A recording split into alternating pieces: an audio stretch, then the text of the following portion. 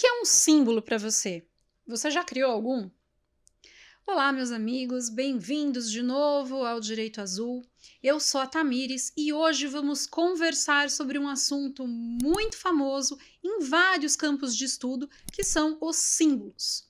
Ou melhor dizendo, o poder dos símbolos. E disso, quem estuda antropologia vai poder dizer melhor do que eu, que os símbolos são justamente o que compõe o nosso mundo. São eles que dão significado à nossa vida. Eles dizem respeito a uma unidade básica do comportamento humano.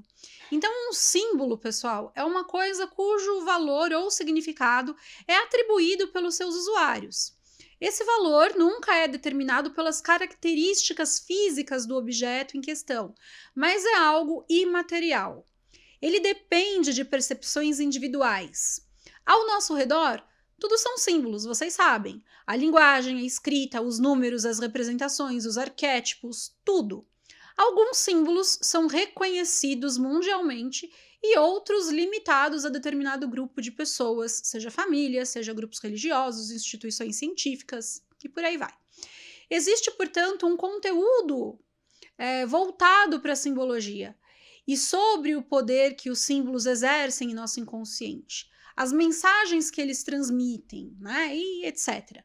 O que nos importa é justamente a decodificação dos significados que tem cada símbolo. Para que eles servem e o que eles querem dizer ou mostrar? Qual o efeito que eles causam? Mas onde fica o poder de um símbolo? Fica no mesmo lugar em que reside todo o poder da esfera divina, na intenção. No momento em que um símbolo é criado e a ele é determinado um significado baseado em uma intenção, é dado uma representação simbólica com base em outras ideias anteriores. Então, um símbolo é utilizado como uma forma de marcar um território, de autenticar um documento, ou de assinar a posse de um objeto ou de uma pessoa. Por exemplo, por vezes, um mesmo símbolo tem diferentes significados e, consoante a cultura e a religião geográfica, pode assumir diferentes sentidos também, na sua interpretação no geral. Então, na Idade Média, por exemplo, criou-se na Europa uma arte chamada heráldica, que introduziu o conceito de símbolos, escudos ou brasões de família. Isso aconteceu para que os soldados no campo de batalha soubessem identificar os seus comandantes. Hoje em dia, temos os logos e as identidades visuais, mas muitos símbolos passaram a ter significados mais comuns, traduzidos em arquétipos, por exemplo. O desenho de uma coroa é um símbolo de poder, de majestade, de hierarquia, de superioridade. O desenho de uma cruz, normalmente, é associado ao cristianismo, à fé, à religião, mas ela também pode indicar a diversidade de direções para um caminho, por exemplo. Pode representar o corte ou até mesmo o abraço, depende muito de quem o intui. É muito legal analisar isso, gente, nos desenhos das crianças, por exemplo, quando elas utilizam de arquétipos inconscientes, sobretudo nas fases seguintes à garatuja, né, que são aqueles rabiscos, aqueles desenhos sem significados para nós, e que dão aos mais diversos símbolos para as crianças, os mais variados significados.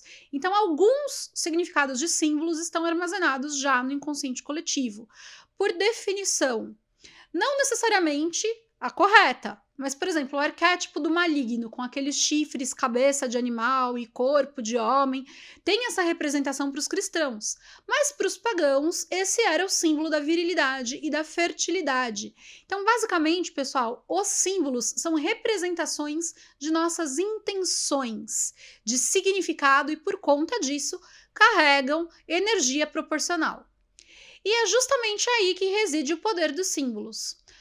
Vamos dar alguns exemplos aí que aparecem no ocultismo e que são formados pelos elementos que a princípio compõem o que chamamos de outro lado, né? Que é o sangue, o medo, o conhecimento, morte e energia. Da mesma forma que temos aqui em nosso mundo material os 5 elementos: água, terra, fogo, ar e éter. Então, o hexagrama, a serpente, a Ouroboros, Yin Yang, a lua tripla, o olho que tudo vê e por aí vai.